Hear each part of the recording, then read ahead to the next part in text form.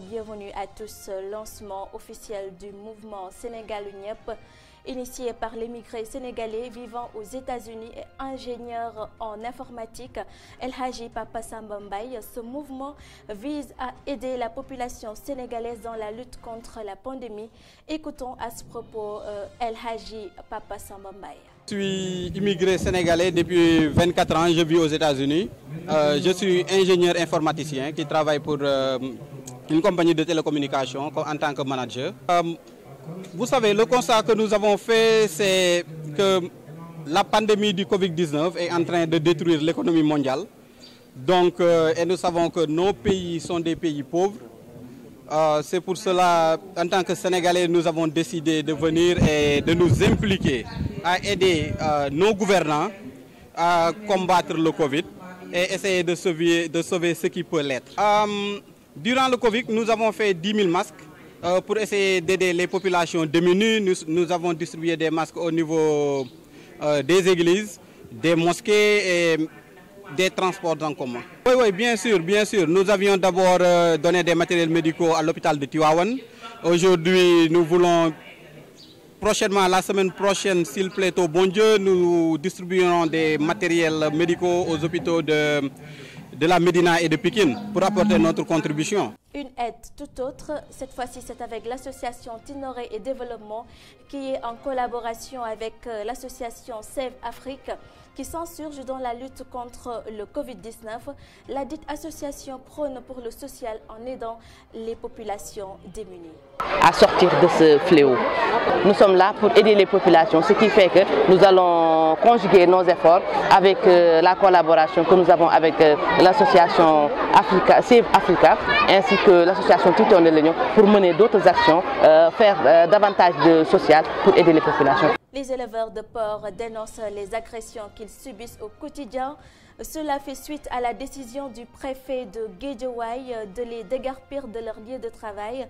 Cependant, il interpelle l'État du Sénégal pour le respect de leurs droits et la continuité de leurs activités. Écoutons à ce propos Philippe Hyacinthe Badiane, secrétaire général national de la filière porcine au Sénégal.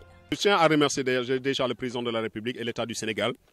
Parce que quand on a eu le problème à Buntu Pikine, quand ils ont été agressés, le président a demandé que l'APIX aille voir les acteurs de port et on a trouvé un consensus. Les acteurs ont été dédommagés et actuellement ils sont sur le site en train de faire leur activité. Mais au même moment où il y avait le problème de Buntu Pikine, nous avons saisi le ministre de l'élevage, M. Samba Ndiobène Kane, qui était là, et nous lui avons fait part que les mêmes agressions qu'on a eues à Buntu Pikine sont en train d'être planifiées au niveau de Guédiawaye.